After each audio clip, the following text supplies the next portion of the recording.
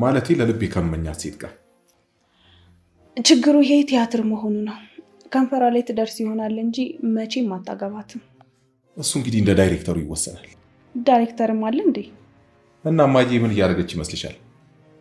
የዳይሬክተር ስራ ተዋሪዎቹን አድርጉ የሚላቸውን ማድረግ ነው አይደለ? እና ዳይሬክተሩ ልጅ ስላላት ልትወልድ ነው ማለት ነው? ያው የውሸት ልትወልድ ትችላለች። ችግሩ እኮ እናት የሚፈልጉት የእውነት ልጅ ነው። እና ድራማው ይበላሽ እና ውለጅ እያልከኝ ነው? እንግዲህ አማራጭ ከሌለ ምን እናደርጋለን?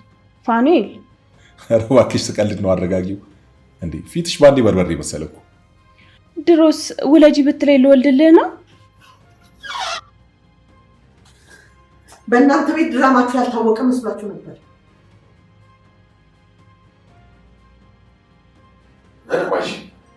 እማዬ አትበልም። እናትህን ያጣሃት የዋሻሃት ነው።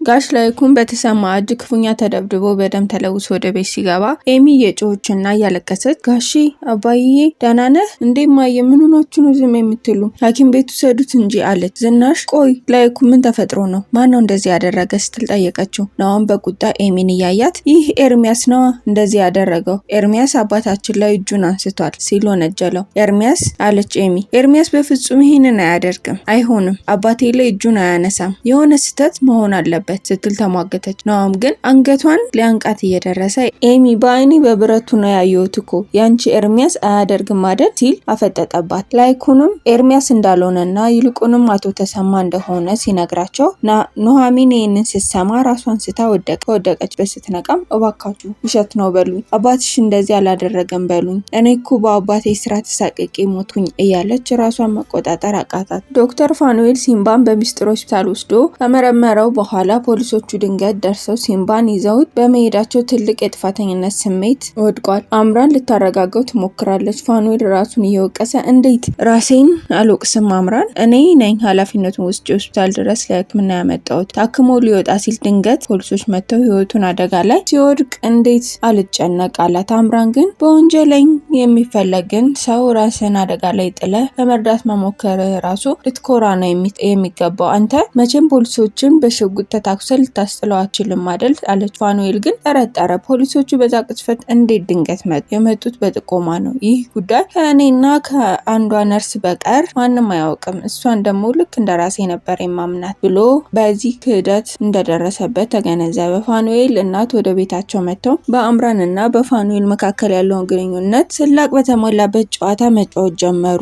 አልፎም ተርፎም በሀገር ቤት ብርጓድል የምትባል ልጅ ሰራተኛ ልታመጣላቸው እንደሆነ ነገረቻቸው። እንግዲህ ለሚስትነታችን ነበረ አይሆንም ስላልከኝ ቢያንስ የቤት ሰራተኛ ሆና ትመጣለች፣ ከሀገር ቤት እንድትመጣ ዝዣለሁ፣ ስሟን ብርጓድል ትባላለች አለ። ፋኑኤል በመገረም እንዴ እኛ መች ያስፈልገናል አለን? እኛ እኮ ያስፈልገንም አለ። እናትየው እየሳቀች አይ ያስፈልጋችኋል፣ ለመወሰን ደግሞ እናንተ መጠየቅ አይጠበቅብኝም። እንግዲህ እናንተ እያሾፋችሁ ነው፣ ህይወትን ወደ ቁም ነገር መውሰድ አለባችሁ። በዛ ላይ ደግሞ እኔ ልጅ እፈልጋለሁ፣ አያት መሆን እፈልጋለሁ አለች። ነገር ግን እናትየው እንዳለችው ዋና ዓላማዋ ለአጋዥነት እንድትመጣ ሳይሆን በአምራንና በልጇ በዶክተር ፋኑኤል መካከል ያለው ግንኙነት ለድራማና እሷን ለማሳመን የተደረገ መሆኑን ስለደረሰችበት በዚህ መሃል ብርጓድልን አምታ ለመጀመሪያ ጊዜ አጋዥ አድርጋ ከዛ በኋላ ሚስቱ እንድትሆን ልታደርግ ነው ሀሳቧ። ፖሊሶች ሆስፒታሉን ቢወሩትም ሲምባ ግን እንደተለመደው በብልሃት አምልጦ ወደ አዲሱ መደበቂያ ቤቱ መጥቷል። ዳጊ አባቱን በህይወት ማግኘቱን ሲያይ ፈጣሪውን አመሰገነ። አባዬ ተመስገን በህይወት አገኛለሁ ብዬ አላመንኩም ነበር፣ ዋናው ግን ደህና መሆን ነው አለው። ሲምባ እየሳቀ እንግዲህ እንደተለመደው አምልጫቸዋለሁ፣ ታውቃለህ ያችን ነርስ ከመጀመሪያውም ጠርጥሬያት ነበረ፣ ለፖሊሶቹ የደወለችው እሷ ናት አለው። ዳጊ በስጋት እስከ መቼ ነው እንደዚህ በስጋት የምንኖረው? አንድ ቀን ይገሉብኛል እያልኩት ሳቅቄ ነው ያለው።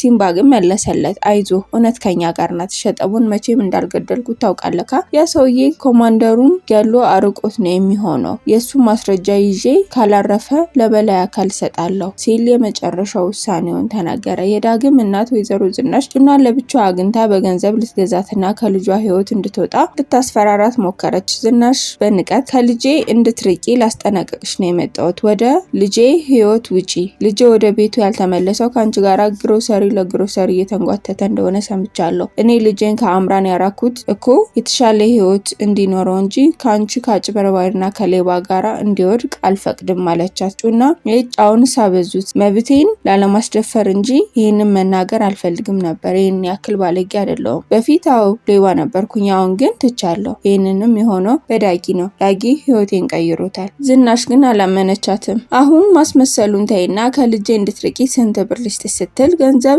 ልትደልላት በድጋሚ ሞከረች። ጩና በሰማችው ነገር ክፉኛ አዝና ተናዳ ጥላት ወጣች። ወይዘሮ ዝናሽ ወደ ራሄል ቤት በመሄድ ስለ ኤርሚያስና ስለ ሮማን ግንኙነት እውነቱን ለማጣራት ሞከረች። ራሄልም የኤሚንና የኤርሚያስን ፍቅር ለመበተን ስትል ያደረገችው ሚስጥር በሙሉ ዘረገፈችው። ዝናሽ እስኪ ሳትዋሺ ንገሪኝ፣ ራሄል እውነት ከኤርሚያስ ጋራ ሮማን መኝታ ቤት ሲገባ አይተሻል ስትል ጠየቀቻት።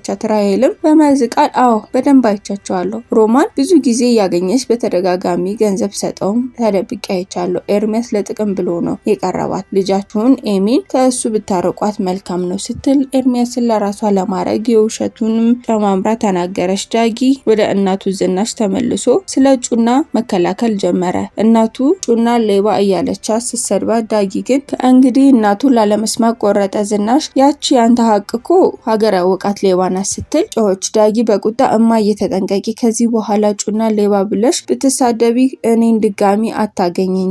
እኔ ከጩና ጋር እውነተኛ ፍቅር ነው የያዘኝ፣ ወደፊት የማገባት እሷን ነው፣ ይህን ሁሉም ሰው አምኖ መቀበል አለበት አላት። ዝናሽም ምን አስነካችሁ ስትለው ዳጊ ፍቅር ነዋ ብሎ ጥሏት ወጣ። ተመልካቾቻችን ለዛሬው የነበረው የታሪካችን ጉዞ እዚህ ላይ ያበቃል። በሚቀጥለው ክፍል እስከምንገናኝ ድረስ ታሪኩን ከወደዳችሁት ላይክ በማድረግና ለወዳጆቻችሁ በማጋራት እንዲሁም ሀሳብና አስተያየታችሁን በኮሜንት አጋሩ። ለቻናላችን አዲስ ከሆናችሁ ሰብስክራይብ በማድረግ ቤተሰብ ሁኑ። በቀጣይ ክፍል እስከምንገናኝ ድረስ ደህና ሰንብቱ።